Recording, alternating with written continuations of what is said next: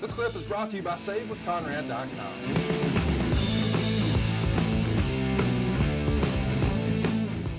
It's interesting. I know it's a Vince call, but normally this is Michael Cole and Taz, but clearly you're the voice of wrestling, and certainly at that point the voice of WWE. Did you campaign, or were you adamant about doing the show, or was that strictly Vince saying, "America needs you, Jim"? Well, kind of the latter. I want you to do the show. Yeah. We didn't go in. I didn't lobby for it because, quite frankly, Michael Cole was a very skilled newsman. He had handled, he was at Waco, that David Koresh debacle. Michael's a very experienced and talented newsman. So I didn't personally have any thoughts that he wouldn't do a great job.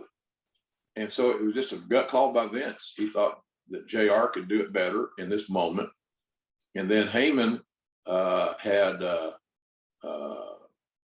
Heyman was from there, lived there all his life. He had the field, the geography that could be explained to the mass audience.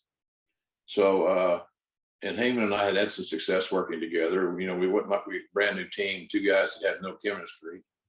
So that was the deal. It was all Vince on that call. So, and it was a unique show to do. And I think the experience that Heyman and I had probably came in handy that night. Let's talk briefly about Mattress Mac. We've talked a lot about him over on Bruce's show, Something to Wrestle, because they've been so close for so long. Did you have any interaction with Mattress Mac over the years, whether it was the Bosch era or while you were working for Vince? Oh yeah, absolutely. After we would do, we would go over and do interviews at one of Paul's TV stations that he utilized. I think it might have been Channel 13, but I'm not positive. So I may have misidentified that. But when we go over there, that's when they would film all their local spots. So Mac was there all the time because he was cutting new commercials all the time. And he was phenomenal. He had no script. He had a couple of dollars in his hand. He'd say, "Because it will save you money." He's a sweetheart of a guy. I don't know if I've ever met a guy that was so benevolent, cared as much about his community as Jim McIngvale. Every city needs a Jim McIngvale because he's always there to support charities. When they had weather issues, he opened his stores up for people to come in and for housing. He's an amazing man.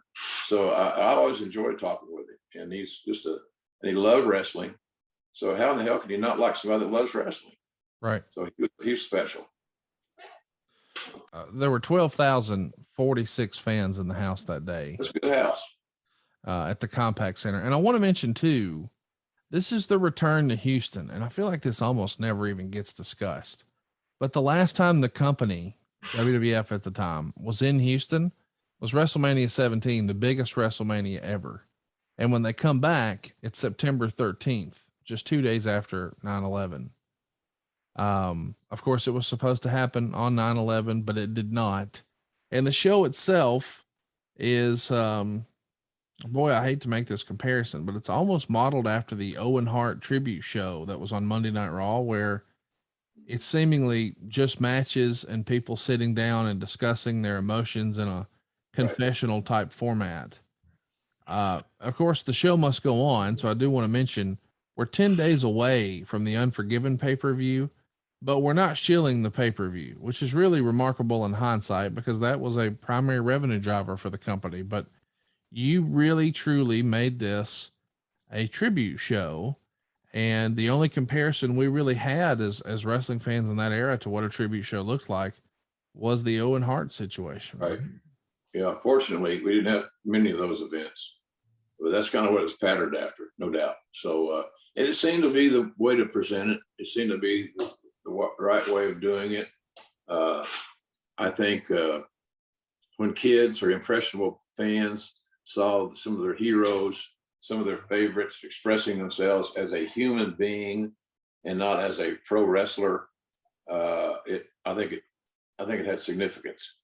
It's good to know what a talent's thinking as a man, as a father, and I don't know. I'm trying to think it's funny. We have our crews, a lot of our crews in the Northeast, the camera guy, this, that, and the other. So, I don't know how many people that the thing happened, how many people it affected personally. I know there were some people on the crew that had lost people, cousins, friends, things like that. And there may be more closer relatives I've forgotten at this juncture of my life, but it affected everybody, and it continues to affect everybody. You're here 20 years later, we're talking about it. But I think that was the way to go with it. The athletic, the matches were what they were. It really wasn't a wrestling show. It was a tribute show that had pro wrestling as a backdrop. Hey, it's Conrad Thompson. Thanks for checking out the podcast here on YouTube. Be sure to hit the subscribe button and the notifications bell so you get a notice anytime we upload some new content. And go save yourself some money right now. If you're in a 30-year loan or you have credit card debt, it's not a matter of if I can save you money. It's a matter of how much. Find out right now for free at SaveWithConrad.com.